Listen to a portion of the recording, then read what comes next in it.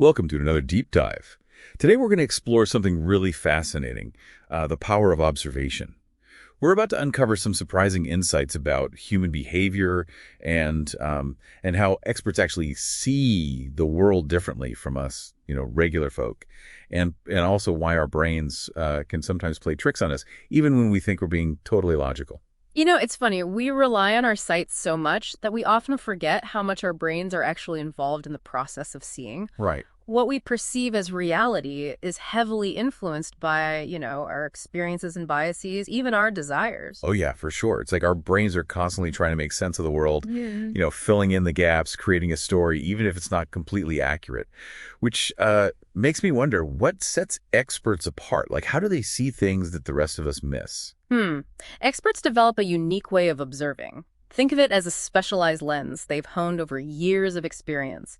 They've trained themselves to notice subtle patterns and cues that most people simply overlook. Okay, I need an example. That sounds kind of abstract. Okay, take Caesar Milan, the dog whisperer.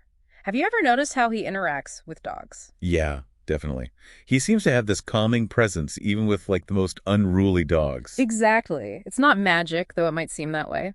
Caesar uses a specific type of movement experts call it beautiful phrasing, which involves very subtle, fluid gestures. It's almost like a dance, and dogs instinctively understand it.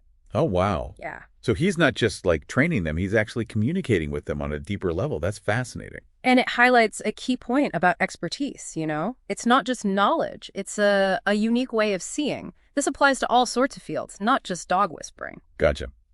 Are there other examples of this expert eye in action? Absolutely. Think about Susie Tortora, the dance and movement therapist who works with autistic children. She also has this amazing ability to connect with them on a nonverbal level, responding to their movements and emotions in a way that creates, a sense of trust and understanding. So both Caesar and Susie are picking up on cues that most of us wouldn't even notice, right? They've trained themselves to, like, see the unseen. Precisely. They've developed a hyper-awareness of specific details, filtering out the noise and focusing on what truly matters in those situations. And what's fascinating is this type of expertise isn't limited to these specific fields. Wow. So could anyone develop this kind of expert eye? Or are we all just kind of stuck with our own limited perspectives? It's not about being stuck, right? We can all improve our observation skills, but it takes practice, patience, and a willingness to challenge our own assumptions. And that brings us to another fascinating aspect of observation, the illusion of certainty. Oh, interesting. Wait, are you saying that what we see isn't always reliable? Not always. Our brains crave certainty, so they tend to look for patterns and explanations even when the evidence is ambiguous. We want to believe we have things figured out even when we might be missing, crucial information. Right, right. So we might jump to conclusions or make decisions based on incomplete information. That seems a bit risky, doesn't it? It can be. Let's consider mammograms, for example. While they are a powerful tool for early detection, they often reveal more than we can definitively interpret. This can lead to overdiagnosis and unnecessary treatments. So even with advanced technology, there's still a lot of room for interpretation and human error. Exactly.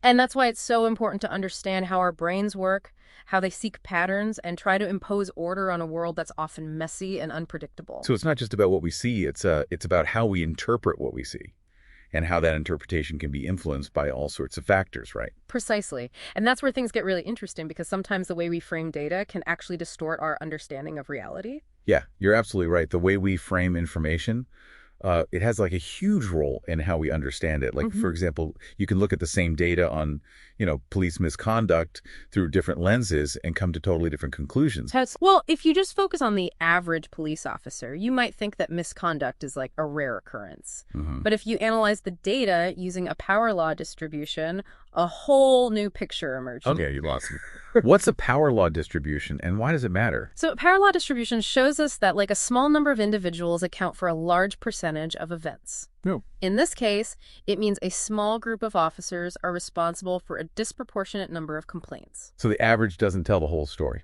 Exactly. Focusing on the average can obscure the real problem that, a few bad apples can spoil the whole bunch, so to speak. And this bias towards seeking the average can lead to problems in other areas, too. Like what? Well, think about criminal profiling. Okay. It's often portrayed in movies and TV shows as this precise science, but in reality, it's often based on generalizations and stereotypes. So you're saying that even experienced profilers can be influenced by their own biases, and that leads to like inaccurate conclusions? Yes, and what's even more concerning is that many of the techniques used by profilers can be easily replicated by, psychics and magicians. Yeah. It raises the question, are we really seeing patterns, or are we just imposing our own narratives on the data? That's unsettling. It Yeah. seems like we can't escape these mental shortcuts, even when we think we're being like objective. We all have biases. It's part of being human. But the key is to be aware of them, to question our assumptions, and to be open to the possibility that we might be wrong. So how do we balance our need for certainty with the reality that so much of life is uncertain? That's a great question, and I think it starts with recognizing that uncertainty isn't necessarily a bad thing. In fact, it can be a powerful driver of creativity and innovation. Right, because when we're faced with a problem that has no easy answer, we're forced to think outside the box. Exactly. Look at the intelligence community's failure to predict the 9/11 attacks. In hindsight, there were warning signs, but they were interpreted through the lens of existing assumptions. The intelligence analysts were looking for patterns that fit their understanding of how terrorist groups operated. And because of that, they missed the signals that didn't fit the pattern. Precisely. This tragic event highlights the danger of seeking certainty in a world that is inherently uncertain. Even with vast amounts of information, predicting the future is incredibly difficult. There are always unknowns, unforeseen events, and factors outside of our control. So it's not that the intelligence analysts weren't smart or dedicated, it's that they fell into the trap of believing they could eliminate all uncertainty. Yes, and it's a trap we can all fall into in our own lives. Whether we're making personal decisions or trying to understand global events, it's crucial to remember that certainty is often an illusion. But isn't it like human nature to want certainty? Don't we crave a sense of order and predictability? Of course, but that doesn't mean we should let those desires cloud our judgment. The key is to find a balance between acknowledging the limits of our knowledge and still taking action based on the best available information. So are you saying we should just embrace the chaos and give up on trying to make sense of the world? Not at all. It's about accepting that we won't always have all the answers. We need to be comfortable with ambiguity, with not knowing everything.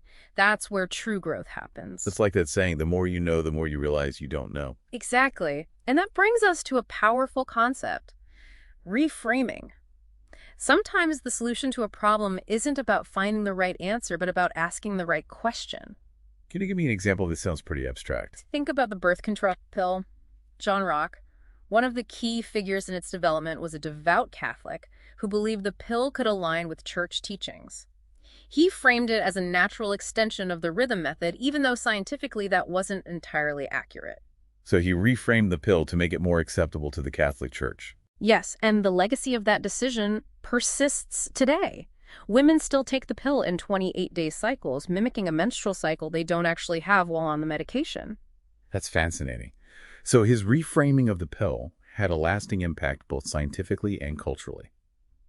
Yeah, so reframing can be a really powerful tool, but it also kind of highlights how our perceptions can be shaped by these external factors, like social pressures or cultural beliefs. It makes you wonder, are there other ways we can reframe our thinking to get a clearer picture of the world? Absolutely. Sometimes it's not about changing the facts, but about shifting our perspective.